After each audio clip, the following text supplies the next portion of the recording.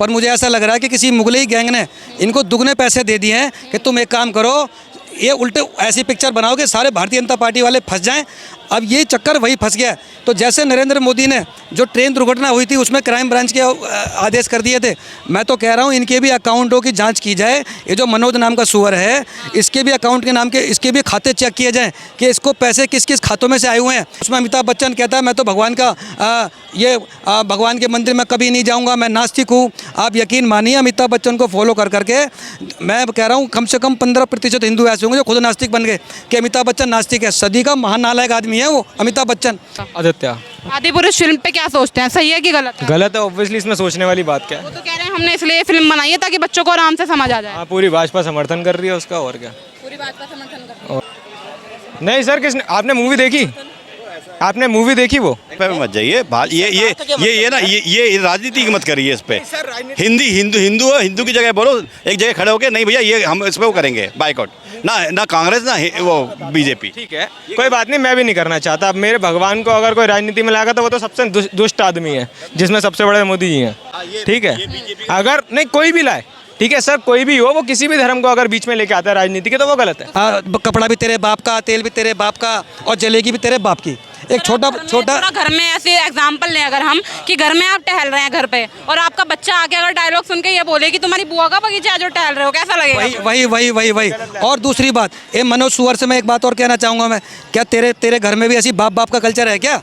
जब तू थोड़ा बड़ा हुआ होगा तो अपने बाप को बाप बोलता था क्या कि बाप स्कूल की फीस भरा, बाप मेरे लिए गाड़ी लेके आ, बाप मेरे लिए मोटरसाइकिल लेके आ, बाप मैं बड़ा हो गया मेरे को जीन्स चाहिए। और जो तेरे बच्चे होंगे वो भी तुझसे ऐसे ही बोलेंगे, बाप तूने कैसी पिक्चर बना दी, बाप तू इतनी घटिया पिक्चर बनाता है, अबे ओए बाप तेरे को तो लाखों दुनिया गाली दे रही है, बाप। अबे क्या तू घटिया इंसान।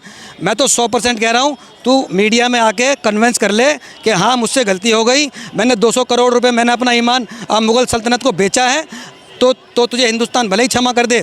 ये इसमें नाम पढ़िए आप, ये जितने भी लास्ट में क्रेडिट्स मिलते हैं ना, इसमें नाम है योगी आदित्यनाथ, शिवराज सिंह चौहान, एकनाथ शिंदे, देवेंद्र फडणवीस, श्री मनोहर लाल खट्टर, हेमंत बिश्व शर्मा, पुष्कर सिंह धामी, नरोत्तम मिश्रा। आप ये बताइए ये कौन है? ये सीएम, डिप्टी सीएम और मिनिस्टर है भाजपा के। ये क्रेडिट में आए हैं तो क्यों क्रेडिट नहीं ले रहे? अब जब मैं बताता हूँ दिक्कत क्या है। ये ना एक सॉफ्ट ब्रेन वॉश है। तो जो सॉफ्ट ब्रेन वॉश होता है वो क्या होता है? पहले आपने दिखाया कश्मीर फाइल्स लेके आए, हमारे साथ अत्याचार हो रहा है, सब हो रहा है। फिर कश्मीर फाइल्स के बाद केरला फाइल्स लेके आए, केरला स्टोरी लेके आए, उसमें दिखाया। अब आप प्रो पे जा रहे थे, वो प्रो पे क्या हुआ? आपकी गलत स्क्रिप्ट आ गई। मैं तो ये सोच रहा हूँ जो आदमी, जो सेंसर बोर्ड होता है ना मूवी रिलीज होने से पहले, जो सेंसर बोर्ड एक टाइम पे जब पठान में उन्होंने भगवा कलर पहन रखा था, ऑरेंज कलर पहन रखा था, उस पर इतनी ज़्यादा कंट्रोवर्सी मचा दी और वो सीन हटाना पड़ गया। ठीक है, तो इस टाइम पे क्या सेंसर बोर्ड सो रहा था? आप ये बताओ ना, सेंसर बोर्ड तो अभी भी एक्टिव था ना। वो सेंसर बोर्ड क्या कर रहा था? या फिर जब वो एक प्रोपेगेंडा चलाया जाता है उस पर शांत होकर बैठ जाता है। उसमें क्यों सवाल नहीं उठाती है? सरकार को सवाल उठाना चाहिए। सरकार को क्या हर आदमी को उठाना चाहिए? उसमें सुप्रीम कोर्ट में डाला है। दिया, मैं आपकी बात मान गया, सरकार ने नोटिस दिया। आप एक बात बताओ, क्रेडिट भी तो सरकार, सर क्रेडिट, अगर क्रेडिट भी तो दिया ना, मैंने आपको नाम पढ़ के सुनाया ना, उसमें आखिरी में क्रेडिट लिख के आते हैं। वाली अलग चीज होती है। वो क्या है, वो होता है कि भैया तुम्हारे स्टेट, इसी स्टेट में हमने शूटिंग करी, उसका क्रेडिट होता है ना वो नहीं। मैं आपके समर्थन में खड़ा हो रहा हूं, मैं आपके लिए काम कर स्टेट में किया, इसके बाद में इन्होंने हमें शूटिंग करने दी, बस उसको स्टेटमेंट है सर। उस डायरेक्टर दिखाई जाती है, मूवी तो बाद में दिखाई जाएगी। अगर आप एक काम कर रहे हो, मैं आपके साथ खड़ा हूँ, तो मैं कुछ तो आपकी वो चीजें देख के करूंगा ना। ऐसे थोड़ी है कि बिन मतलब में चालू हो जाऊंगा आपके पीछे पीछे। सिंपल सी बात है, बीजेपी वाले जिन्होंने क्रेडिट की बात कर रहे हैं, उनके स्टेट में ये शूटिंग करी होगी, उसके वजह से दिया हुआ है।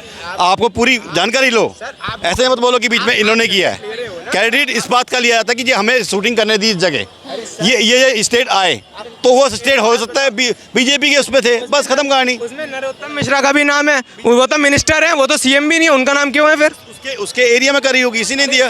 वही ना, आप तो झाड़ रहे हो बस, और क्या है? और अरे आप क्रेडिट, यार मेरा अगर नाम कहीं लिखा जाएगा तो मेरे से ऑब्वियसली परमिशन ली जाएगी ना, उसके लिए मेरे से परमिशन तो लेनी बताइए। तो आप उसके लिए कोई राय तो दीजिए।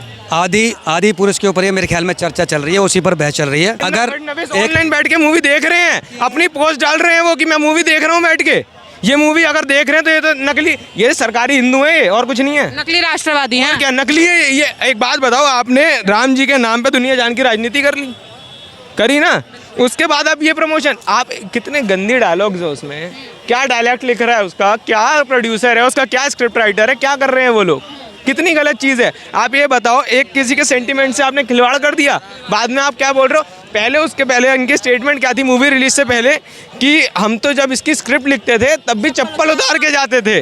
आप सोचो, चप्पल उतार के अगर ये भाषा लिखी है तो भाई चप्पल सर पे रख के लिख लिया। अगर वही सही बात है, चप्पल उतार के आती छपरी वाली भाषा। अगर ऐसी भाषा चप्पल उतार के लिखी आती तो सर पे रखा कर, शायद बुद्धि आ जाए। बिल्कुल। सर क्या कहेंगे? मैं तो देखो, एक तो ये रामायण पर बनी हुई पिक्चर है, अब इसको अपने मुंह से गलत बताना, तो ये भी मेरे लिए, ये एक ऐसी हड्डी फंस गई है मेरे गले में, कुत्ते के गले में हड्डी फंस जाती है ना, निकली जा रही है ना, उगली जा रही है। ये जानबूझ के किया हुआ काम है। ये ऐसा बैकफायर है कि जैसे आप दिखाते हैं ना कि भारतीय जनता पार्टी वालों ने तो पैसे दिए कि भाई आप एक काम कीजिए, श्री राम पर पिक्चर बनाइए, पर मुझे ऐसा लग रहा है कि किसी मुगलई गैंग ने इनको दुगने पैसे दे दिए हैं कि तुम एक काम करो, ये उल्टे ऐसी पिक्चर बनाओगे सारे भारतीय जनता पार्टी वाले फंस जाएं। अब ये चक्कर वही फंस गया। तो जैसे नरेंद्र मोदी ने जो ट्रेन दुर्घटना हुई थी उसमें क्राइम ब्रांच के आदेश कर दिए थे, मैं तो कह रहा हूँ इनके भी अकाउंटों की जांच की जाए। ये जो मनोज नाम का सुअर है, इसके भी अकाउंट के नाम के, इसके भी खाते चेक किए जाएँ कि इसको पैसे किस किस खातों में से आए हुए हैं। मैं तो 100% बता रहा हूँ आपको, ये जो बॉलीवुड, कराची वुड, ये जो मुगलई गैंग जो पिक्चरें बनाती, शुरू से बनाती चली आ रही है, शुरू से ही दीवार पिक्चर में तो भारतीय जनता पार्टी का पैसा नहीं लगा हुआ। दीवार पिक्चर तो कोई देखने नहीं गई, उसमें अमिताभ बच्चन कहता है मैं तो भगवान का भगवान के मंदिर में कभी नहीं जाऊंगा, मैं नास्तिक हूँ। आप यकीन मानिए, अमिताभ बच्चन को फॉलो कर करके मैं कह रहा हूँ कम से कम 15% हिंदू ऐसे होंगे जो खुद नास्तिक बन गए कि अमिताभ बच्चन नास्तिक है। सदी का महान नालायक आदमी है वो अमिताभ बच्चन। ये कुछ उसी गैंग से रिलेटेड आदमी हैं। ये कांग्रेस देखो, ये इस्लामिक जो 56-57 देश इस्लामिक देश है, ये उन्हीं की करतूत है, उन्हीं के द्वारा दिया हुआ इनको पैसा है। वरना मैं नहीं समझता कि मैं कोई छोटा बच्चा भी बजरंगबली भगवान जी को देख के कोई ये कह देगा कि बाप का कल्चर फॉलो करो, कि ये बिल्कुल 100% मैं बता रहा हूँ बैकफायर हुआ है। और ये ओम राउत, इसका नाम है ओम राउत। अबे ओए ओम राउत, तूने अपना नाम ओम तो लिख लिया, तुझे ओम का मतलब भी पता है? ओम का मतलब भी पता है? ओम यानी शिव शंकर जी। शिव शंकर जी का भगत था रावण, विद्वान पंडित था, वो मांस नहीं खाता था, और तूने उसको फकीर दिखा दिया। अब काले कपड़े कब से पहनने लगा वो? वेल्डिंग कर रहा है वो, वेल्डिंग कर रहा है वो। खिलजी फिल्म जैसा लग रहा है, ऐसे खिलजी करता है ना, खली बली हो गया है दिल, वैसा लग रहा है। खिलजी तो बहुत दूर की बात हो गई। मैं कह रहा हूँ इसको रावण का ही नहीं पता कि रावण है कौन। मैं आपको दावे के साथ कह सकता हूँ आपके माध्यम से, ये बिक गए हैं। ये इन्होंने भारतीय जनता पार्टी से पैसा लिया रामायण बनाने के लिए, पर इन्होंने कहीं और से पैसा ले लिया कि ये जो गुपचुप तरीके से, बैकग्राउंड तरीके से सीधा पर्दे पर लॉन्च कर देंगे और सब भारतीय जनता पार्टी का मुँह काला हो जाएगा। और पूरी भारतीय जनता पार्टी इस मामले में लिप्त भी हो गई है। और मैं इस मनोज सुअर के आपके माध्यम से धन्यवाद भी देना चाहूँगा कि देखो, कांग्रेस के मन में श्री राम जग गए, समाजवादी पार्टी के मन में श्री राम जग गए।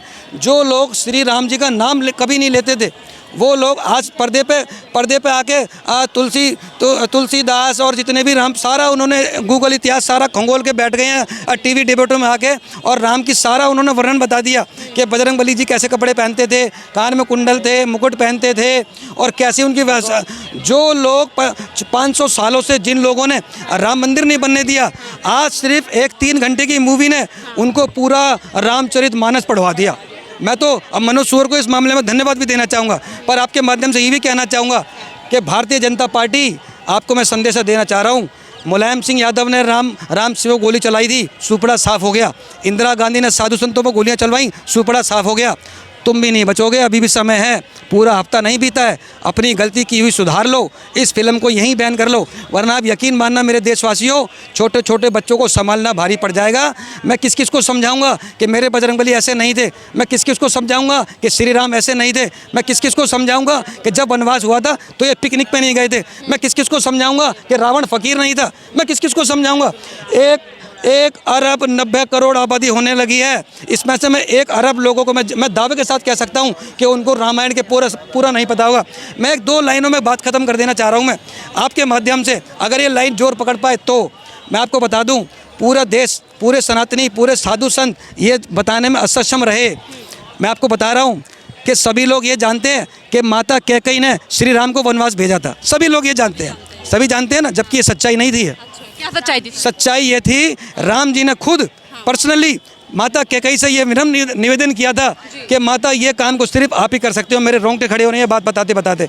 श्री राम ने माता कैकेयी को ये भरोसे में लिया कि माता कैकेयी आप इस बात को आप पिताजी से बोलिए कि मुझे वनवास जाने की कैसे न कैसे प्रबंध कीजिए, क्योंकि माता सुबरी जो सुबरी सिद्ध जो बेर लेके बैठी हुई थी, उनके भी एक गुरु थे जो 200 साल से तपस्या कर रहे थे। माता सुबरी भी 200 साल तक तपस्या कर चुकी थी, 400 वर्ष की अवधि थी ये। और उनको ये उनके गुरु ये कह के गए थे कि एक दिन श्री राम इसी रास्ते से आएंगे। 400 वर्ष तक उस वर्ष में वो पुष्प बिछाती थी कि आज श्री राम आएंगे, आज श्री राम आएंगे। पूरे भारतवर्ष को ये बात नहीं पता कि श्री राम जी ने ये वनवास अपने बल पे मांगा था और बदनाम माता कैकेयी हो गई। ये दुर्भाग्य है। तो जब मैं उस लाइन को आज बता रहा हूँ और किसी को नहीं पता है, तो ये आदि पुरुष की ये झूठे वाक्य मैं आने वाले बच्चों को कैसे समझा पाऊँगा। भारतीय जनता पार्टी से मेरी हाथ जोड़ के रिक्वेस्ट है कि मेरे राम की मर्यादा आज आप पर्दे पर तार तार हो रही है, उसको बचा लीजिए।